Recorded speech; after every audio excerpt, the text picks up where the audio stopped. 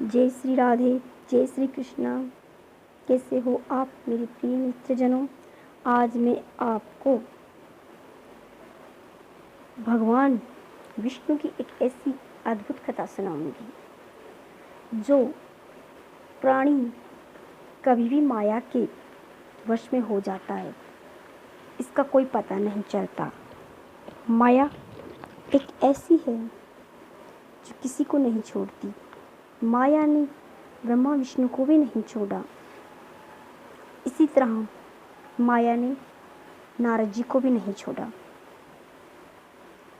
एक बार नारद जी अपनी वीणा से गान करते करते विष्णु लोक में गए, वैकुंठ लोक में गए।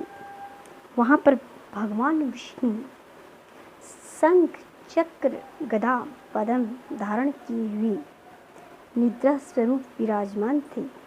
वहाँ पे माँ लक्ष्मी जी उनके चरण कमल दबा रही थी। इस अवस्था में तब नारद आए और नारायण की स्तुति की तो माँ लक्ष्मी उठकर अपने राजभवन में चली गई। इस कारण नारद को संकोच हुआ कि हे प्रभु, हे नारायण, मैं कोई छलिया, कोई कपटी, कोई द्रुतगामी थोड़े न हूँ जो माता लक्ष्मी महल में चली गई। मैं तो एक मुनि हूँ जो सभी कामनाओं का नाश करके भगवान का ध्यान करता हूँ और मुझे कोई मात नहीं दे सकता। यहाँ तक कि कामदेव भी मुझसे हार गया था। मुझे किसी में कोई मोह नहीं है, ना मेरा कोई मन में गिलानी है, ना मेरे मन में किसी के प्रति, स्त्री के प्रति, किसी भी स्त्री के प्रति कोई द्वेष भावना है। मैं हर स्त्री को अपनी माता के समान ही समझता हूँ। इस बात पर भगवान विष्णु मुस्कुराए और नारद जी से कहने लगे कि हे नारद, हर स्त्री का धर्म है कि वो अपने पति के सिवा किसी के साथ मुस्कुराहट चहल पहल युक्त बात ना करे। इस समय ही लक्ष्मी कुछ हर्षित हो रही थी, इसलिए वो मेरे साथ कुछ वार्तालाप कर रही थी। आप आ गए तो वो महल में चली गई। ये ठीक था, पतिव्रता स्त्री के लिए ठीक था। ये बात कहने पर नारद जी नहीं माने। कहने लगे, मैं सारी बातें मानता हूँ, परंतु ये बात ठीक नहीं है। मैं तो उनके पुत्र के समान हूँ और पुत्र के समान माता को माता जैसा ही भाव रखना चाहिए। तब भगवान बोले, वो तो ठीक है, लेकिन संसार माया के वशीभूत है। कब उसकी नीयत कैसी हो जाए कुछ पता नहीं चलता। माया ऐसी है, किसी को नहीं छोड़ती। तब नारद जी ने कहा, हे भगवान, हे विष्णु, हे नारायण, मुझे उस माया का रूप दिखलाइए। कैसी है वो माया, मैं देखना चाहता हूँ। तब भगवान विष्णु मुस्कुरा के बोले, क्या तुम सच में ही माया का दर्शन करना चाहते हो? तब नारद जी ने कहा, हाँ भगवान, मैं माया का दर्शन करना चाहता हूँ। तब भगवान ने गरुड़ को का आह्वान किया और कहा, हमें धरती लोक पर ले चलो। गरुड़ पधारे और भगवान विष्णु उससे विराजमान हुए और मुनि नारद से कहा कि आप मेरे पीछे बैठ जाओ, धरती लोक पर जाना है तुरंत। अब नारद जी को माया का दर्शन करना था। वो तो ऐसे ही हाथ में वीणा लिए सब जगह घूमते हैं, परंतु आज उन्हें माया का दर्शन करना था। उन्हें इस बात की बड़ी ही उत्कंठा थी। उन्हें जल्द से जल्द माया का दर्शन करना था, इसलिए वो धरती पर आए। और धरती पर जब वो आए तो एक ऐसे रमणीक स्थान पर आए जहाँ पर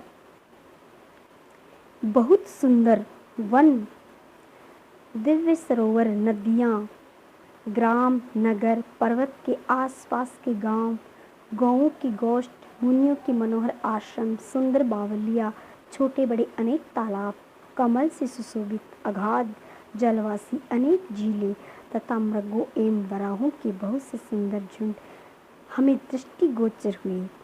गरुड़ पर बैठकर इन सब पर दृष्टि डालते हुए वो दोनों काम्य कुब्ज के पास पहुंच गए।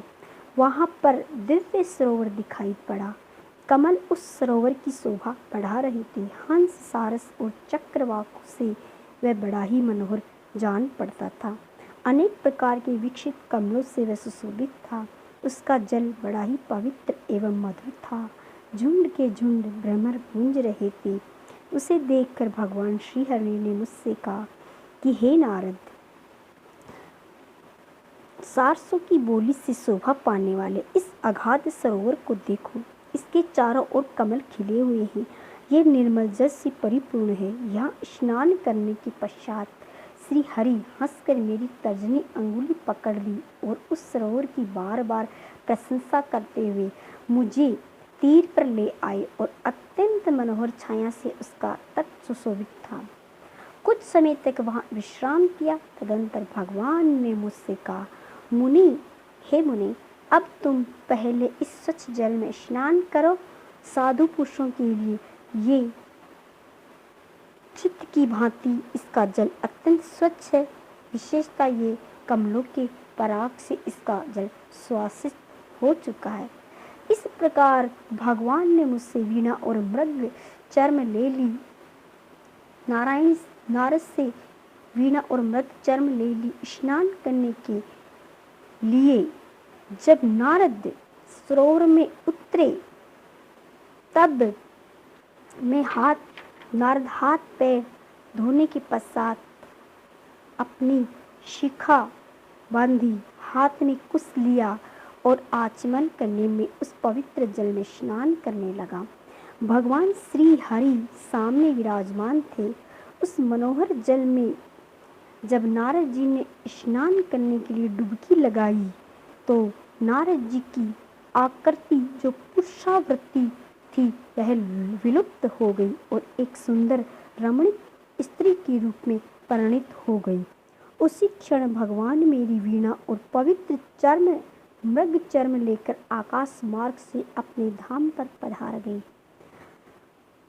उसके बाद में सुंदर भूषणों से भूषित होकर मैं नारद स्त्री के रूप में समय व्यतीत करने लगा। उसी क्षण से पूर्व शरीर की स्मृति भी नारद जी के मन में जाती रही। जगत प्रभु भगवान विष्णु की याद भी जाती रही। मन में अपार अज्ञान छा गया। अत्यंत लुभावने स्त्री वेश को पाकर नारद सरोवर से बाहर निकला और कमल से भरे पूरे शुद्ध जल वाले उस सरोवर की ओर नारद जी की आंखें चक्कर काटने लगी। नारी के वेश में परिणित होकर नारद जी ने इतने में राजा तालध्वज नामक घोड़े पर सवार होकर पधारे। उनके साथ बहुत से हाथी, घोड़े और रथ थे। वे रथ पर बैठे थे। उनकी युवा अवस्था थी। आभूषण पहने हुए थे। जान पड़ता था कामदेव ही शरीर धारण करके उपस्थित हुए हों। अलौकिक आभूषणों से अलंकृत सुंदर स्त्री की में नारद जी की आकृति को देखकर तालध्वज नामक राजा आश्चर्यचकित रह गया। उन्होंने नारद रूपी स्त्री से पूछा, हे कल्याणी, तुम कौन हो? कौन देवता तुम्हारे पिता, कांते, मानव, गंधर्व अथवा और किससे तुम्हारा पिता होने का सौभाग्य प्राप्त हुआ है? रूप और यौवन से शोभा पाने वाली तुम अबला कौन हो? सुलोचने, तुम्हारा विवाह हो चुका है अथवा नहीं? सच्ची बात बताना। उत्तम वेणी से शोभा पाने वाली सुमध्य, तुम इस तालाब पर क्या देख रही हो? कामदेव मोहिनी करने की योग्यता रखने वाली पीक नयनी प्रिय, तुम अपना प्रिय कार्य व्यक्त करो।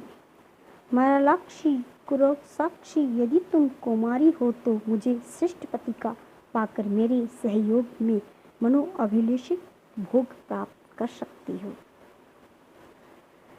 इस प्रकार राजा तालध्वज के पूछने पर नारद जी ने समय के अनुसार विचार किया। तदंतर उसने कहा, हे राजन, मैं निश्चित रूप से नहीं जानती कि मैं किसकी कन्या हूँ। मेरे माता पिता कौन है और कौन है मुझे इस तालाब पर छोड़ गया, इसका भी मुझे कुछ पता नहीं। हे राजेंद्र, मैं क्या करूँ, कहाँ जाऊँ, कैसे मुझे मुझ सुख की घड़ी सुलभ हो सकेगी? मेरा कोई आश्रय नहीं है। इस प्रकार चिंताएं नारद जी के मन में छाई हुई थी। देव की महिमा सर्वोपरि है। मेरा कोई भी पुरुषार्थ काम नहीं दे रहा।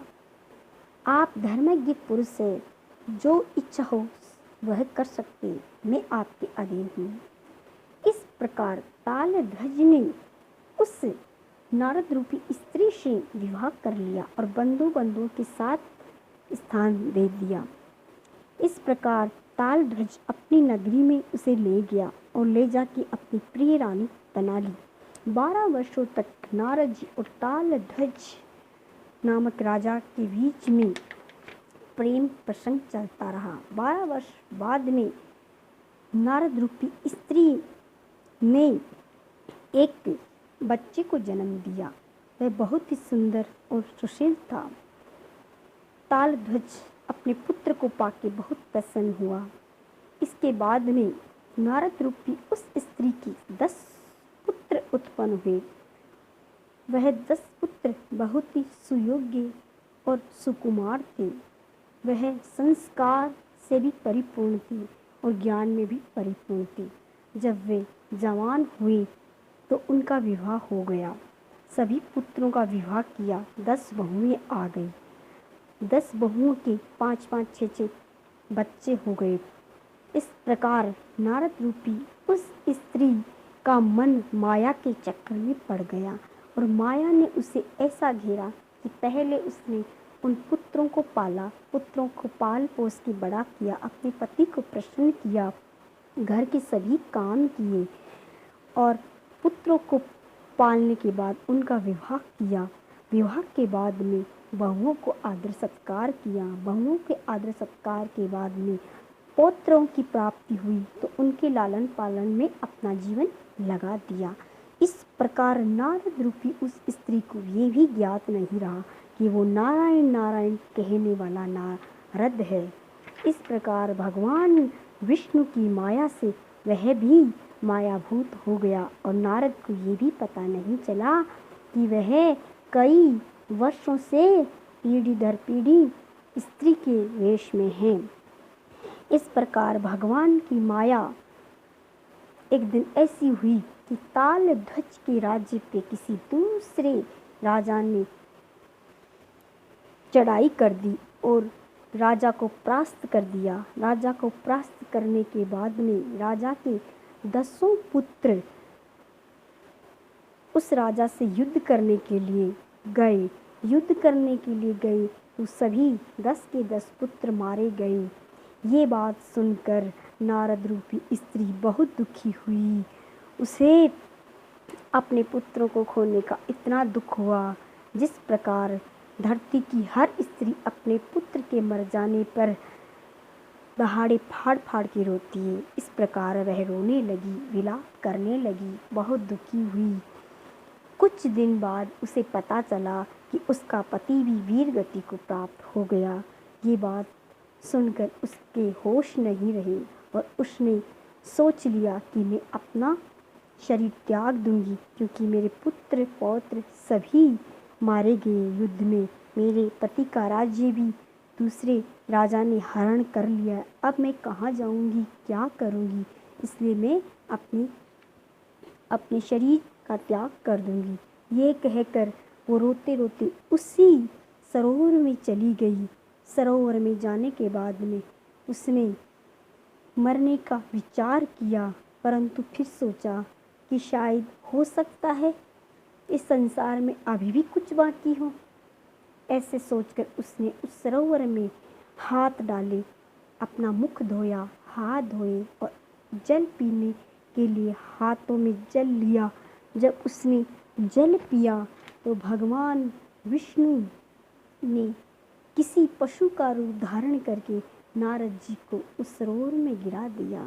जब नारद जी रूपी वह स्त्री सरोवर में गिर गई तो वह जब स्नान करके बाहर निकली तो उसका स्त्री रूपी शरीर लुप्त हो गया और पुरुष रूपी नारद जी का शरीर वापस उसे मिल गया।